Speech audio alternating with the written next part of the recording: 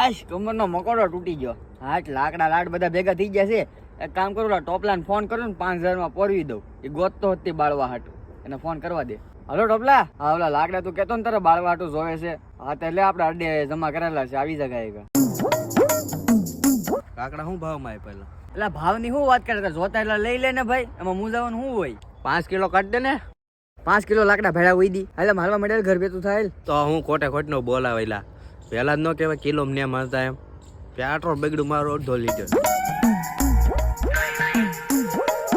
લે આ તો ગયો. હવે કામ કરું રમલાને ફોન કરું, એને કહું લાકડા લઈ જાય એમ. હલો રમલા, લાકડા લઈ જા, આપણે અડે આવી જાય. શું છે લાકડાનો ભાવ?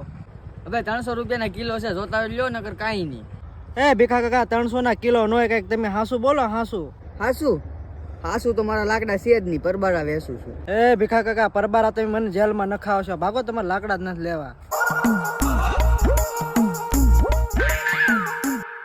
આ ઘેર વિયો ગયો અને હવે હું ઘેરે જાઉં, ટોપલો વિયો ગયો, તો તમે શું કરશો? તીખારી બનાવીને ખાઓ.